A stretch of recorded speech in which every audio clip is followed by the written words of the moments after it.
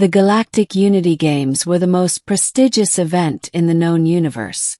Every decade, species from across the stars gathered to compete in feats of strength, intellect, and creativity. The winners were celebrated as heroes, their names etched into the annals of history. But the most anticipated moment of the games was the prize ceremony, where the champions of each category were granted a single wish by the enigmatic overseers, a race of ancient beings who governed the games. This year, something unprecedented happened. The final event, the trial of endurance, had just concluded. The winner was a human named Kael, a wiry, unassuming man from Earth. He had outlasted competitors from species with far greater physical advantages, Zorathians with their unbreakable exoskeletons, Quarrens with their boundless stamina, and even the telepathic Valens who could manipulate their opponents' minds. Kael had won through sheer grit, adaptability, and an uncanny ability to endure pain. As Kael stood on the podium, the crowd buzzed with anticipation. The overseers, towering figures cloaked in shimmering light, approached him. "Kael of Earth," one of them intoned, its voice resonating like 1,000 chimes. "You have proven yourself worthy. State your wish, and it shall be granted." Kael hesitated. He had never expected to win. He had entered the games on a whim, a dare from his friends back home. Now, faced with the opportunity of a lifetime, he wasn't sure what to ask for. Wealth, power, immortality. Before he could speak, a figure stepped forward from the crowd. It was an alien woman, tall and elegant, her skin a deep shade of violet, her hair flowing like liquid silver. Her eyes, a piercing gold, locked onto Kael's. The crowd fell silent. "I claim him," she said, her voice soft but commanding. The overseers turned to her, their forms flickering with what might have been surprise. "Lyra of the Celestials," one of them said. "This is highly irregular." Lyra stepped closer, her gaze never leaving Kael. "I invoke the right of claim. By the ancient laws of the games, I may choose a champion as my own, provided they consent." The crowd erupted into murmurs. The right of claim was an obscure rule, rarely invoked and even more rarely honored. It was said that only the Celestials, a reclusive and powerful species, even remembered it. Kael blinked, stunned. "Wait, what? You're claiming me? As what?" Lyra smiled, a mysterious, almost sad expression. "As my companion, my equal, my partner." Kael's mind raced. He had no idea who this woman was or what she wanted with him.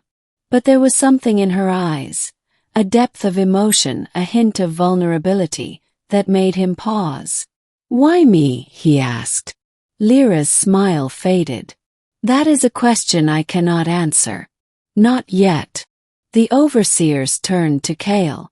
"The choice is yours, champion. Do you accept her claim?" Kael looked at Lyra, then at the crowd, then back at her. He had no idea what he was getting into, but something about her called to him. Maybe it was curiosity, maybe it was fate, or maybe it was just the sheer absurdity of the situation. "All right," he said. "I accept." The crowd erupted into cheers and gasps. Lyra stepped forward, took his hand, and led him away from the podium. Kael's life changed overnight. He was whisked away to Lyra's ship, a sleek silver vessel that seemed to hum with life. The interior was unlike anything he had ever seen. Walls that shifted color with his mood, furniture that molded itself to his body, and a garden filled with plants that sang in harmony. Lyra was kind but distant. She answered his questions about the ship and the technology, but avoided any discussion of why she had chosen him. Kael tried to be patient, but the mystery gnawed at him. Days turned into weeks. Kael explored the ship, learned about the galaxy, and even picked up a few words of the celestial language. But the more he learned, the more questions he had. One night, as they sat in the garden, Kael finally confronted her. "Lyra," he said, "why did you choose me? I'm just a human. There were so many others, stronger, smarter, more impressive. Why me?"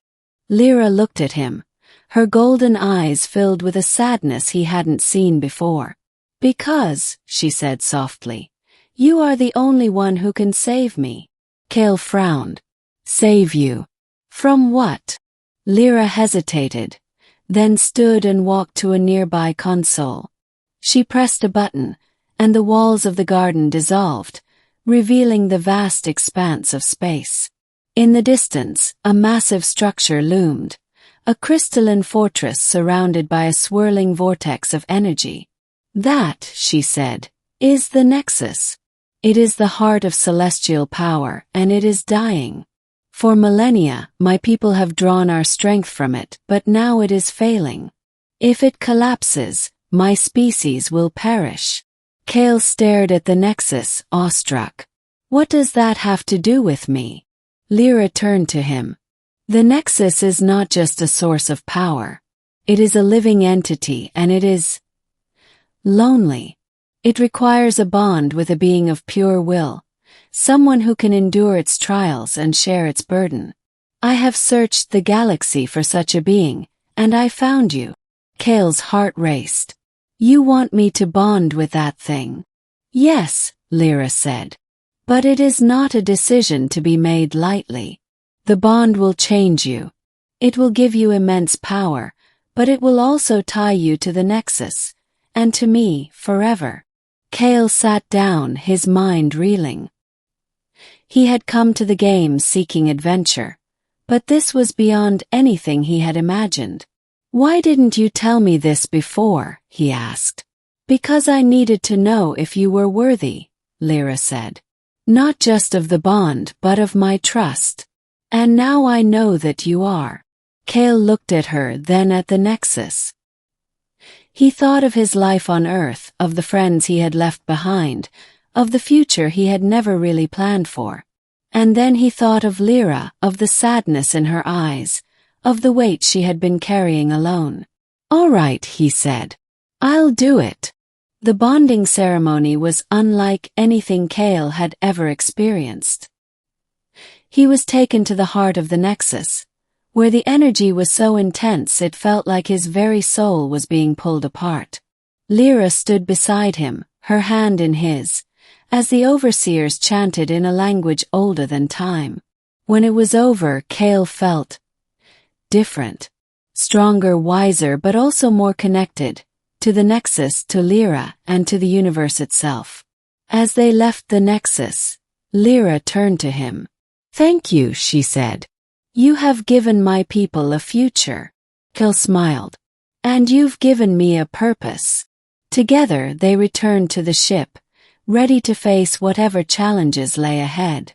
Years later, Kael and Lyra stood on the observation deck, watching the stars. The Nexus was thriving, and the Celestials had entered a new era of prosperity. Kael had become a legend, not just among his own kind but across the galaxy.